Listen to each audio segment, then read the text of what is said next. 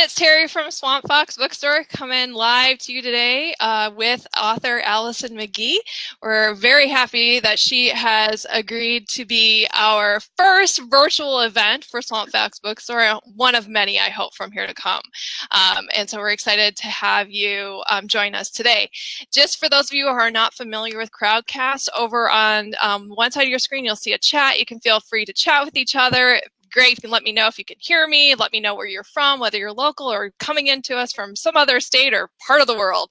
That's the really awesome things I found about virtual events since the pandemic started is I'm able to talk with authors and people all over the world, even while I'm sitting in the comfort and safety of my own chair. So you'll chime in and let us know. And Ursula's on. She's one of the other owners of the store. So hi, Ursula. And then if you want to ask a question of Alison at any time, there is an ask a question button at the bottom of the screen as well. And we encourage you to ask your question there. So if the chat gets going, we don't miss it, and we'll make sure Alison gets asked before the end of the event today. There is a button. There should be a button at the bottom of the screen for you to buy Alison's books. If you're not local, you can buy her books from bookshop.org. We've got a whole page of them, and you can have them delivered right to your doorstep. We also have multiple copies of Alison's book, including her newest book that just came out in February, The Opposite of Fate.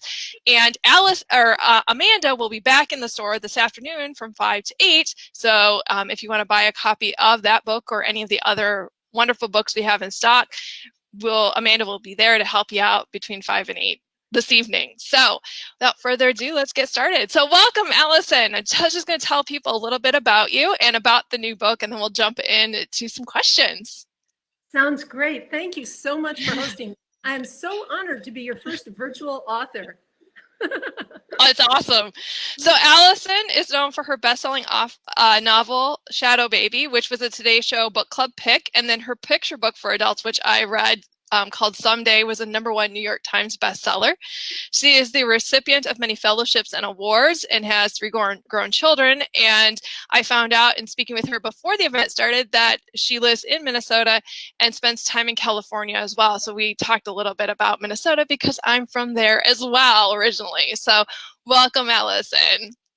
Thank you, Terry. Thank you, Ursula. Thanks to Swamp Fox. I love the name of the store, by the way. And your latest novel brings together the themes of bodily autonomy, women's rights, and making difficult decisions. And it's coming during a time of political unrest over pro-choice versus pro-life and the aftermath of the #MeToo movement. It creates a narrative of the impact of assault has on an individual and their loved ones. What's interesting is I just finished watching the morning show on Apple TV, which deals with some of the same themes. Really? Yeah, and it's about sexual assault or a sexual misconduct scandal at a morning TV show. So it was pretty intense. I just finished watching it this morning. So tell us a little bit, what is a day in the life of Alison McGhee, author, look like? You know, it's just scintillating from start to finish. I wake up unusually. I can't do anything before a cup of coffee. Has to be a perfect cup of coffee that I make myself in my own perfectionist way with heavy cream. I don't want to hear a word against heavy cream. And then I read a bunch of poems. I have all these poetry sites bookmarked. So the day begins with coffee and poetry. Oh, usually sitting on my front porch. And in my front, I live right in the middle of the city. And in my front yard, I have, you know, those little free libraries? Oh, yeah. Yeah, but mine is a poetry hut. So I print out all my favorite poems and I scroll them up and I put them in a basket inside there. And it's, you know, free poems, take a poem. And so it's kind of a little neighborhood destination for people. So I sit on the porch, drink my coffee, watch people taking poems or walking by with their dogs. And then I make a list of things I want to accomplish for the day. I literally never get through the list. And I think I've gotten through it twice in my life, and it has terrified me each time, like, uh-oh, am I going to die in my sleep now because I actually made it through my list? A lot of the day is spent trying to psych myself up for my actual work of the day, which is writing. And you would think after all these years, it would just be habit and rote. And I'm sad to say it's not. I'm kind of an ADD-ish sort of person, and it's very hard for me just to sit down and focus. My thoughts are always just scattering here and there. So after the coffee and the list, I usually go for a really long walk, and that helps me. I don't think when I'm on my walks, but I let ideas come to me, and they usually feed into my writing at some point. So I've been a long walker hiker all my life. That is awesome. There's some beautiful trails up in that area. There are beautiful trails, and there's beautiful city walks too. I live near the lakes in Minneapolis, and near the river, and yeah. We don't have as many lakes here in Iowa. No, you don't. So when did you know you wanted to be a writer? Oh gosh. When I think back to as far back as I can think, I wanted to be an actor. And then I wanted to be a ballerina. And this is probably when I was 4 or 5. And then I wanted to be a singer. And then when I went to first grade and learned how to print, like physically learned how to write, because back then we did things like, we weren't 2-year-old geniuses back then. And when I physically learned how to write and make words, then I immediately began writing stories, and I decided I would be a writer. So I think in retrospect, I just wanted to be an artist, because art is how I process the experience of living. If I'm looking at a painting or listening to music or watching dance or a movie, it brings up the same feelings in me as when I'm sitting down really in the groove of writing. So it's a way to transcend the experience of being alive, because being alive is it's a little overwhelming for me. I need to translate that into something outside myself. So tell us a little bit about your writing process. You said you like to go out for walks, that kind of helps you, but I'm going to throw some writing terms out here and I'll explain them to people, because I know you and I probably know a little bit more about the different terms. Are you a plotter? So do you plot and outline everything? Or are you a pantser and you kind of fly by the seat of your pants? I'm entirely a pantser, and I have friends. Let me just name drop Julie Schumacher, because I know she's not watching this. That girl, she thinks out her books beforehand. She's my closest writer friend. We always trade our drafts back and forth.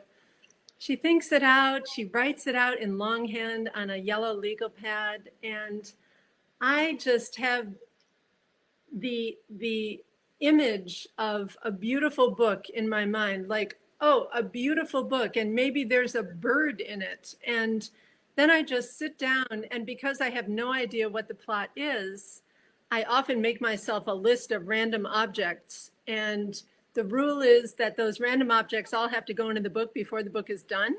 And so that gives me something to go on. So if I make a list for my novel, Shadow Baby, that random list included onions, a bloody shoe, the spiced ginger, a plate with an orange border, a dark green miniature sink. I mean, just weird shit like that. And then that gives me something to start with. So if a scene with an onion has to go in the book, well, I just start writing. I put an onion in someone's hand and see what happens. So on the spectrum of plotters and pantsers, I'm probably 99.9. Is it different when you're writing a children's book, since you write both novels as well as books for children? The only thing that's different is when I'm writing a picture book, because picture books to me are just these fiendish little devils of books to write. They're so tiny, and they have to feel finished and somehow resolved by the end of 29 pages and 500 words. And so those books are more like an idea to me, where I quickly jot down an idea that has to come full circle. So in that sense, I am much less of a pantser with a picture book, but the idea has to come into my head. It has to float in like a butterfly, and then I quickly have to I don't want to say grab it because that sounds like I'm kill it, but I have to capture the essence of that. Right. And how do you work on the collaboration process? You've had the ability, or you've worked with Kate DiCamillo as an example, who is, many people are very familiar with her work. And what's that collaboration process like when you're working on a book? Oh, that's such a good question. I have deeply collaborated with two other writers, one being Kate and one being Kathy Appelt. We wrote a children's novel called Maybe a Fox together. That's why I love your bookstore name, Foxes. And then in other ways, I collaborate all the time because all my picture books are illustrated and I am not the illustrator. And so when you're writing the words that then must be brought to life with illustrations, that's another form of Right. profound collaboration. And so writing with another writer is such an odd experience because writing is such an alone thing to do if you're a novelist, usually. Right. And so with Kate and I, neither of us had ever done anything like that before. And we made up just a few ground rules that we would only write our books. We're both very stubborn people. And so we decided that we would only write our books in the presence of each other. We worked from Monday, Wednesday, and Friday from 10 to 12 at my house. And we acted out every sentence. We wrote literally every word together except for one line that she came up with and one line that I came up with. And we didn't email about them. We didn't talk on the phone about them. We didn't text. We didn't do anything. Everything had to happen in the moment when we were together. So that was how we did it. Now, Kathy, I call her Sister Kathy, lives in Texas, so that was not possible. And we decided we would write a book together. One of us would be the voice of a fox. One would be the voice of a human girl. It would be a novel about sisters somehow, sisters who were separated somehow. That was all we knew about that book. So we pantsed our way through that little sucker. And every week, our goal was to return the next chapter to each other. So back and forth, all via email. And when it comes to illustrations, that's its own strange thing. Do you get to pick the illustrator, or does the publisher find the illustrator for you? Well, the way it works in picture books, and it almost exclusively, is that the publisher picks an illustrator, but I have a lot of input, and sometimes I'll write a book with a certain illustrator in mind. And at that point, then the thing about writing picture books is you can't write anything in words that can be described in pictures. So it's a very minimalist form of writing, and you have to have ultimate respect for your illustrator and let them do while you are doing your thing with the words. Mm-hmm. It's a very unusual form of writing. I hadn't thought of that you would have to, next time I read a picture book, I'm going to pay attention that what's being said isn't necessarily what you're seeing on the page. What you'll never see, or you shouldn't see, something like, they went into the blue house and the table had 4 yellow chairs around it and there was a red quilt on the chair. You wouldn't say anything like that. Right. The illustration would show all of it. That's amazing. That's cool. New appreciation for picture books now. I loved reading Tell Me a Tattoo Story. I've actually, when people are in the store and they're kind of just aimlessly wandering around our tiny store and looking at picture books, I'm like, tell them they should pick that one up and page through it. What inspired you to write that story? And do you have any tattoos, and what is their story? I'm so glad you brought up Tattoo. It's one of my favorite books. It's kind of a cult favorite at this point. And it does have a sweet origin story. I don't have any tattoos, but I have 3 kids. They're all in their 20s. And 2 of them have a lot of tattoos. And when my son was born, he had a rough start to life. Things were very hard for him. He had a I don't think his nervous system was fully developed. So sounds and lights and touch, it was all too much for him. And one of the few things that was very comforting to him was, to sit on my lap and we would just read picture books. And his favorite one was Ferdinand by Monroe Leaf, about the little Spanish bull who liked to sit just quietly. It's one of my favorites. Yeah, I loved it too. And so when my son turned 18, he sent me this text, and it was, "Mom, would you kill me if I got a tattoo?" And I mean, tattoos are so common. I hadn't really thought about it, but when I thought about like my child getting a tattoo, all I could imagine was like that needle drilling down into his skin, and like the minute he was born, his skin was like touching air, and it was hard for me. But of course, you can't tell your child that. It's their body. So I texted back this little joke and I said, "Well, not as long as it's a heart on your bicep with the word mom in the middle." And he sent back the cry laugh emoji. And he saved his paycheck. He went to St. Sabrina's Parlor in Purgatory. He got his tattoo and he came home and showed it to me. And it was then that my heart just broke open for tattoos, because it was Ferdinand, the little Spanish bull. And so at that point, I just became fascinated with tattoos. And I sent out this call to all readers, send me a photo of your tattoo and the story behind it. And the stories are so beautiful, most of them, and so moving. And so many tattoos are a tribute to someone, a deeply loved person, sometimes who's passed on. One of my daughter's friends, this is one of my favorite tattoos of all time, along the edge of her foot, there's this old lady script, it looks like. You know how old ladies have a script, the Palmer method script? Yeah. And it says, "I will love you forever, Grandma." And it was the last line of the last letter her grandmother sent to her. And so tattoos to me are just stunningly beautiful. And I wanted to write a story about tattoos that brought to life all the deep meaning and love behind those stories. So I dedicated it to my son, and the incredible Eliza Wheeler, with her amazing illustrations, just hit it out of the park with that one. Yes, and I liked how the illustrations are reminiscent of tattoo art too. That was what was beautiful. That's what's beautiful, with more color. Yes. That really makes them pop on the page. Yeah.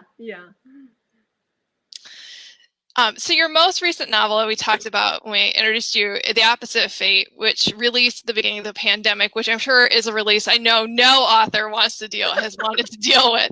But you said you've been able to do lots of different events despite that, and the book tackles some heavy topics. So can you share a bit about how the book came to be? What research did you do, and what inspired you to tell Mally's story? Because it's a tough story. Yeah. It's a tough story. And for those who haven't read it, I'll try not to give any spoilers. But right in the beginning of the book, that there is a young woman in a hospital bed and she is pregnant. And so the story was inspired by many different threads in my own life. One was, as a child, I was petrified of the Rip Van Winkle story, where he falls asleep and he wakes up 20 years later. And I'm still haunted by the idea of that. When my kids were little, I had this recurring nightmare that I was, hit by a truck, in a coma for their entire childhoods, and woke up to find these vaguely familiar looking, tall young people looking down at me with pity in their eyes.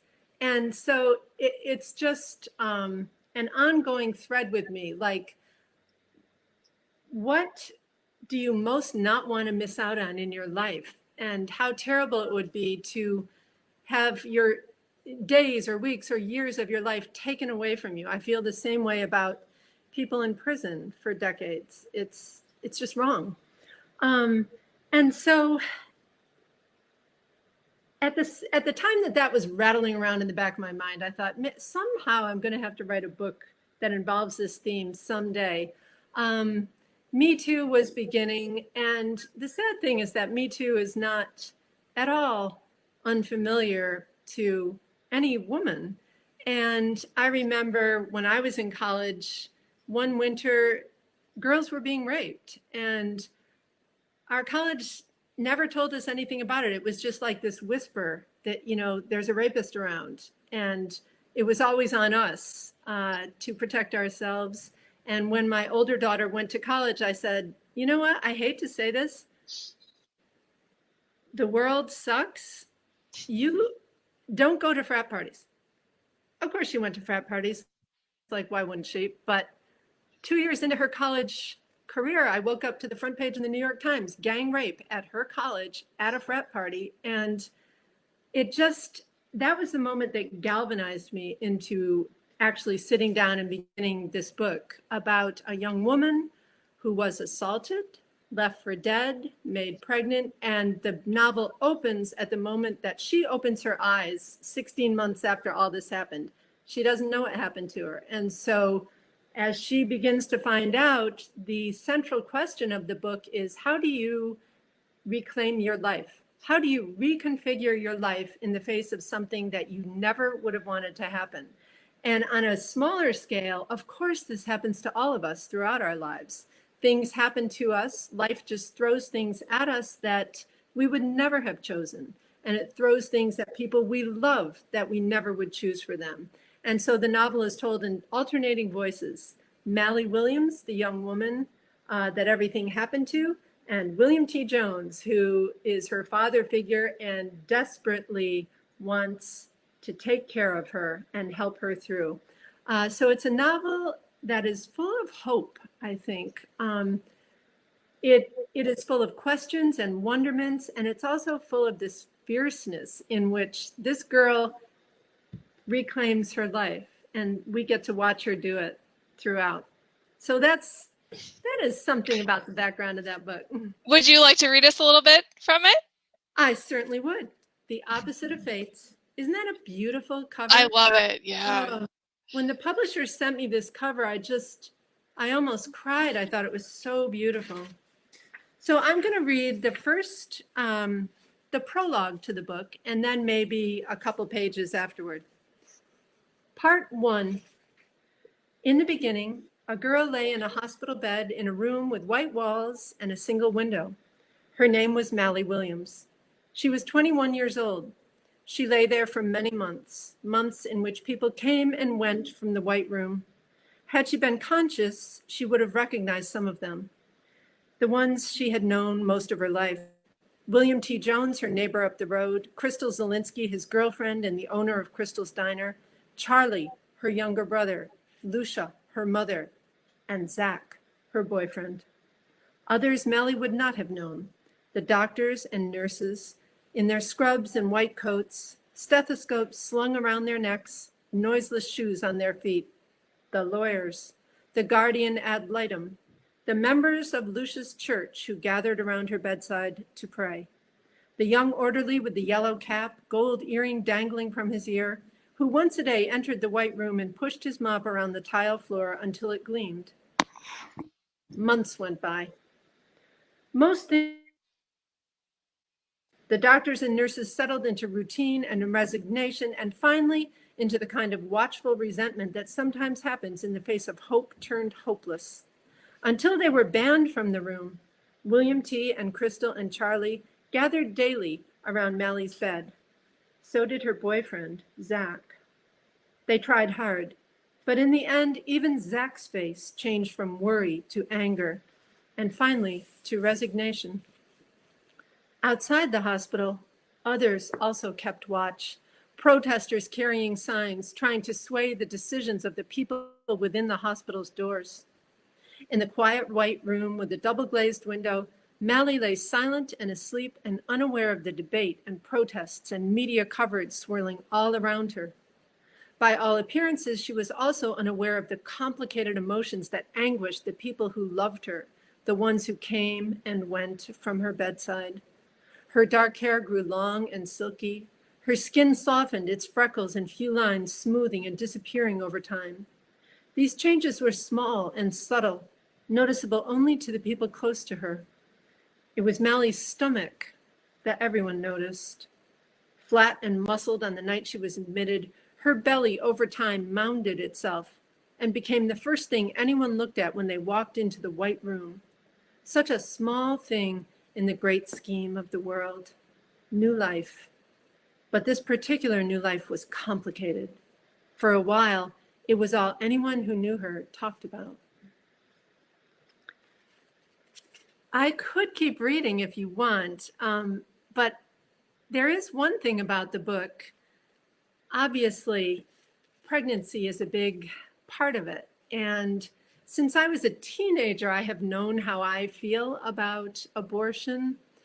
And it has always fascinated, and not in a good way, it's fascinated and mystified me how there can be such a divide among people, people that I love, people that I don't know, how people can have such strong feelings about what is right and what is not. And so for this book, one of my great challenges, one of the great challenges of being a fiction writer is to insert yourself as deeply as you can into the mindset of someone who doesn't think like you. And so for this book, I did a great deal of research about the history of the pro-choice movement, the anti-abortion movement. I talked to people on both sides of the issue. I talked to a lot of very religious people. I'm not religious. Well, I'm Unitarian Universalist, put it that way. And so, my goal was to go in with just an open mind, just listen, because people are all human and there are reasons and stories behind their greatest passionate beliefs in life. And so that was one of the great challenges of the book. I think that being a fiction writer is probably the greatest exercise in empathy that I know. And this book was a challenge to me in that way. There's a couple of comments from one of our customers. Lee says that this is one of her favorite books of yours that she's read, and she adored Zach. Oh, I adore Zach. I have this habit. I've had more women say to me, like it's a secret, "Oh my God, I fell in love with Zach." I'm like, you are so not alone. I made him up out of my own head, but he's like just my type. He's perfect. Yeah, he's such a loving, kind, and very reserved young man. He loves Mally with all his heart, and so when she wakes up and he's not there by her bed, uh, it's as devastating as anything that has ever happened to her, because he's always been there. She's loved that boy since she was in kindergarten, and yeah, so he was a beautiful character to write. I found a lot of comfort in writing the character of Zach and also the character of William T. Who was the most challenging character to write? Oh, I would say probably the most challenging character to write were the two main characters, Mally and William T, because all I knew when I began the book was what had happened to Mally. I did not know how she was going to reclaim her life. I did not know how the story would feel to her when she finally knew everything that had happened. And at the same time, even though William T knew everything, his instinct was always to shelter her and protect her and take care of her. And that is one of the great conundrums in life, that as much as we love the people closest to us, we cannot protect them from everything. You know, they have to be their own protectors. And so that was a constant tension threading its way through the book as I figured out what had happened and as I figured out what became of that pregnancy, because I did not know when I started writing the book.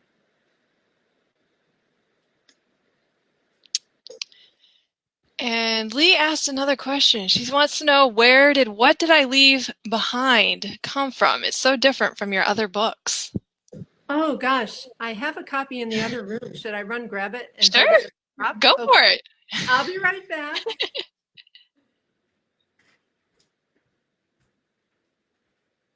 If anybody else has more questions, you can ask them in the chat, or there's a button that says ask a question. You can drop them in there. Alison will be happy to answer them.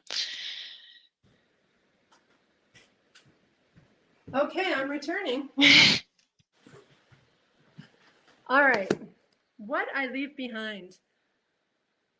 This is an unusual book for me in that it's not set in upstate New York where I grew up. It's not set in Minnesota where I live now. It is set actually in downtown LA. And this book came to life because I love poetry more than any other form of literature. And I write poems, I read them. They're just sort of my guiding lights of words. And I wanted to write a novel that felt like a poem.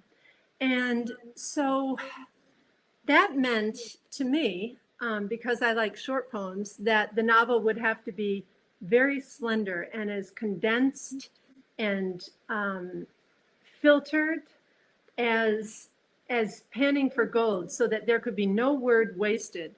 And as I was wandering downtown LA looking for landmarks to put in the book, what I knew about the book was I wanted to write a poem-like novel about a teenager who was trying to help a friend. I love teenagers.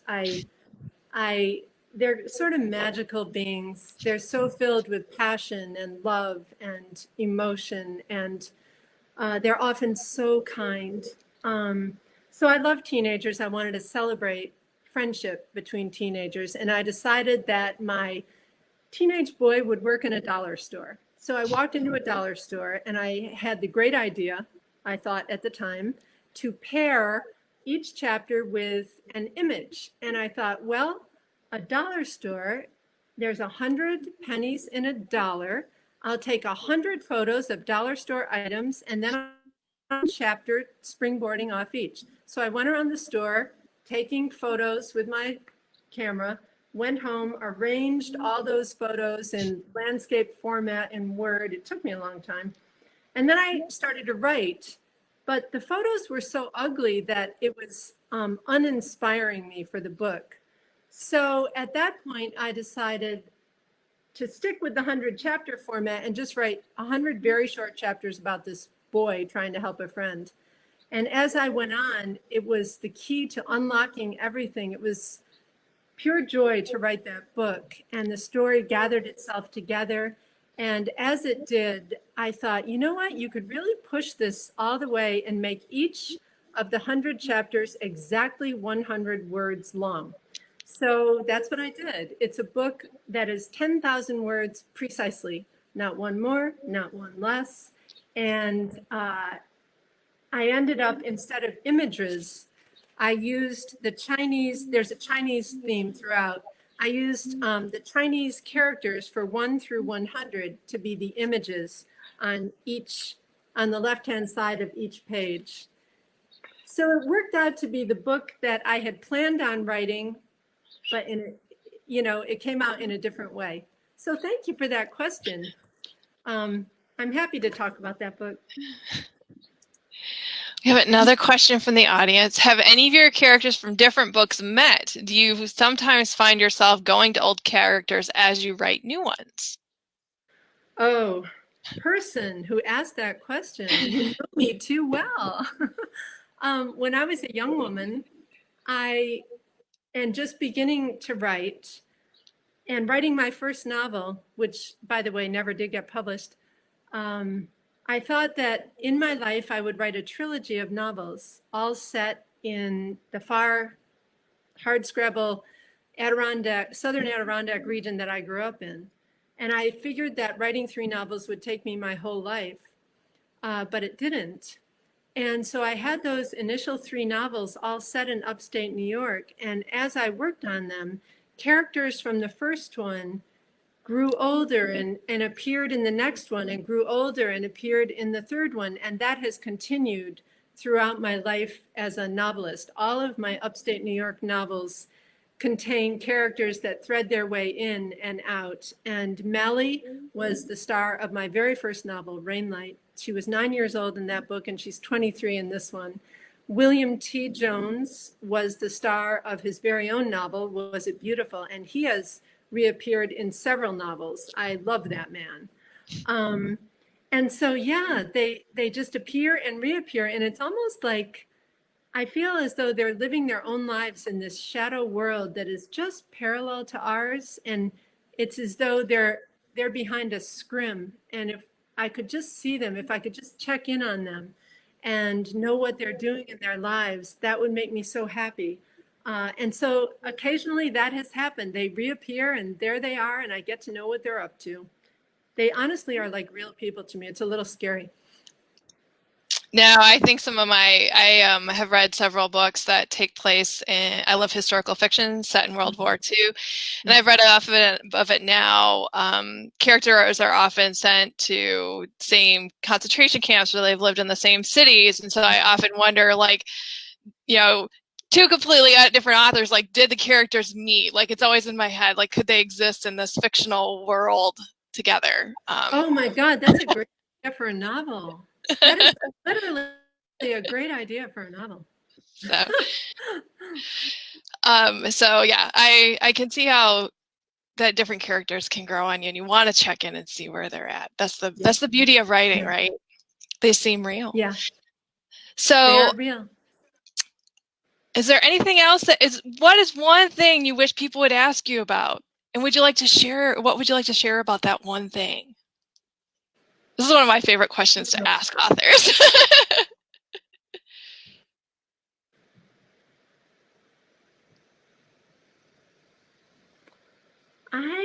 Wow, that is such a good question.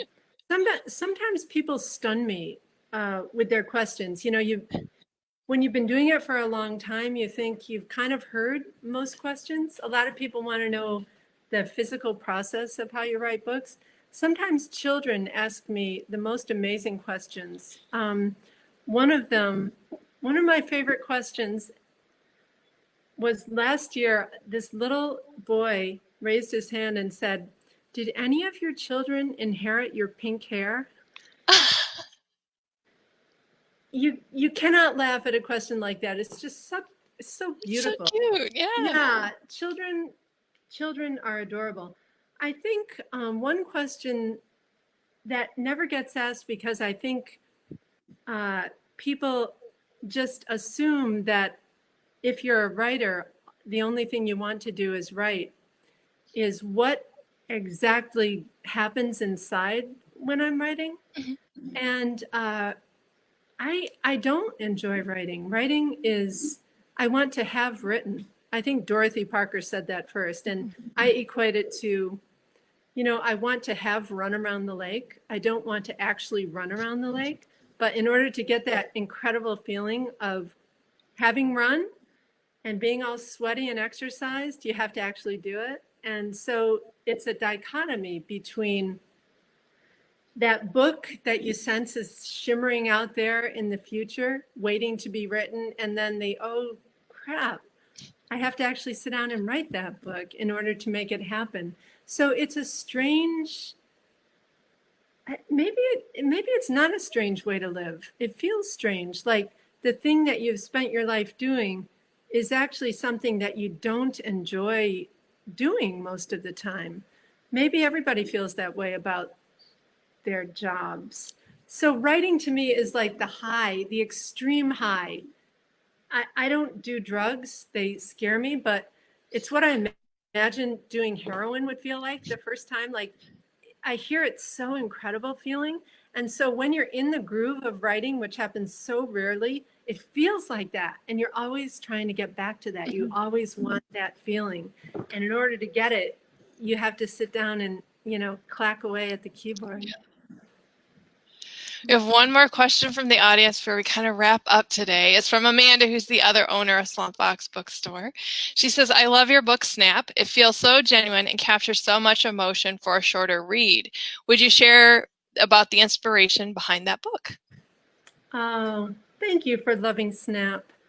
Snap was my very first novel for children. I had never written a novel for children, and I just wanted to challenge myself.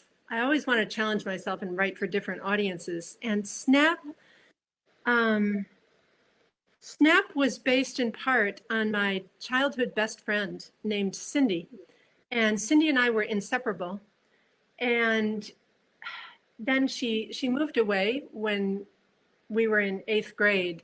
And the loss of that, I don't think I even registered how hard it was at the time to lose this person that I felt just knew me so well that she just sort of had my heart in her heart and vice versa. And when we were 10, she she she got sick with cancer. She had a rare form of blood cancer. And I remember for months I would sit by her bed, help her as she threw up from the radiation and the chemo. And it was a rough time. And so these influences, the loss of her when I was 13 and the memory of that hard time we had gone through, which was also a time of cancer, they came to bear in that novel about two best friends. And even though the events are not the same, one of the best friends is losing her grandmother, whom she loves more than anything. And so I think I drew on those really deep remembrance emotions to write that book. And of course, it is set where I grew up in the foothills of the Adirondacks. It's funny. I had I don't know where I was, but it was a couple months ago. Oh, I know. It was in a hotel. It wasn't a couple months ago, obviously. It was about 6 months ago. It was in a hotel, and there was a young woman there, and she had a copy of Snap. And I went up to her and said, Snap? And she said, yeah, this was my favorite book when I was a kid. I just carry it with me when I need comfort. And I thought, what more could I want from life than that? Just that connection with a stranger that you've never seen before in your life, you'll never see again. That to me is what art can do. And it reminds me of a story, actually. My son called me in January, and he said he had just gone into a bar the previous night with some friends. He lives in Chicago. And it was a bar none of them had been to. And they sat down and he went up to the bar to order drinks. And the bartender was telling some customers about his and his 4-year-old son's favorite book, Tattoo Story, and how they read it every night. And the bartender was tatted all up and down. My son said, dude, my mom wrote that book. And the bartender said, dude, you just randomly walk into my bar and you're telling me your mom wrote our favorite book? And my son's like, I'm not kidding. Look at the dedication. So it's just those magical things that are happening. And as a bookseller, you know exactly that's why we all love books. You can be in your own home and you have this deep, profound connection with another person and another way of living and this imaginary life, and you'll never talk to them or know them, but it's there. And I think it's why they've been so important the last few months, and it's one of the reasons we sought to get a bookstore open in our community, and just continue to try to get books in people's hands regardless of what's happening in the world. So absolutely, yeah, books they connect us all. Art connects us all. Art does. Yes, I've looked at a lot of pictures online, and I saw a story the other day, and I actually bookmarked it. There's a website now, I forget what it's called, but you can basically open it up in your browser. People have taken short videos or pictures of what it looks like out their window. So if you're sick of view from my window. Yes, view from my window. That site. Yes, it's so wonderful. So every time you refresh it, you get somebody else's view, and it's pretty amazing, right? You get travel without actually leaving home right now. Yeah, I love that. It's another way that we're all just kind of connected as we figure our way through this whole big mess.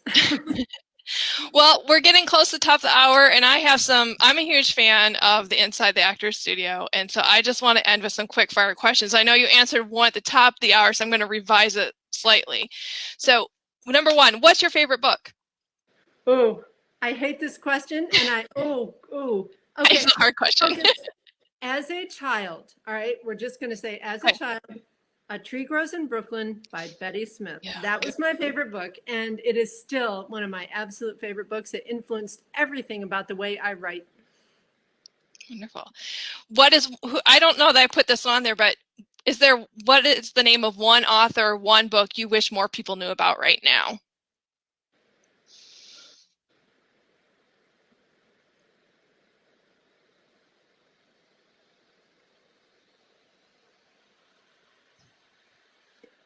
That's like asking who my mind is just, I go blank. Okay, I'll just turn to poetry, all right? Okay. Poetry. I was going to ask you for some recommendations. We have a lot of people There coming is to our store right now asking for poetry, so perfect. Yeah. One poet that I've only discovered in the last year whose poetry I adore is a woman named Danusha Lameris, Lameris, and her brand new book is called Bonfire Opera.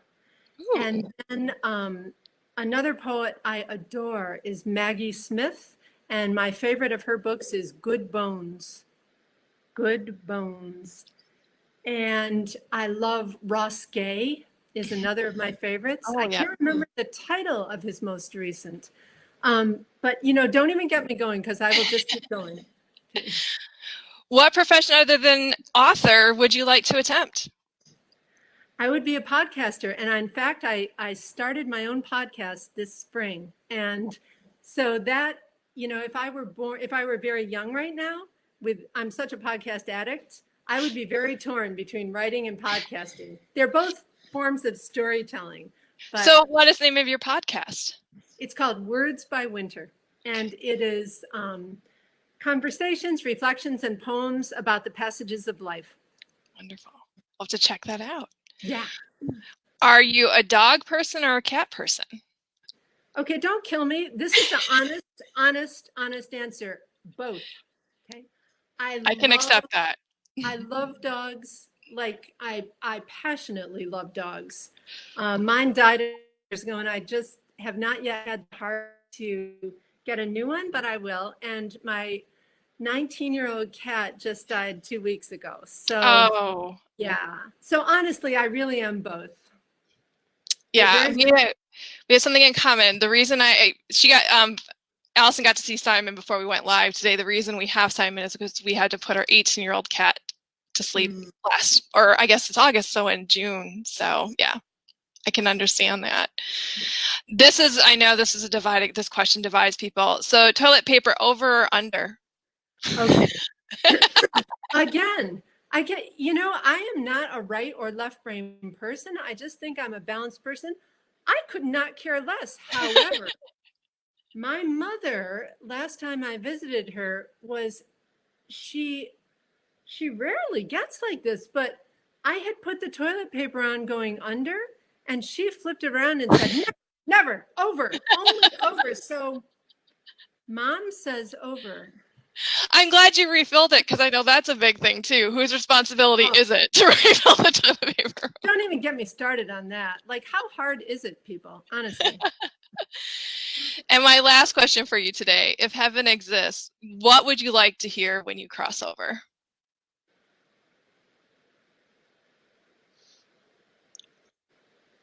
Hi, honey. I've been waiting for you so long. Beautiful. Well, thank you, Allison.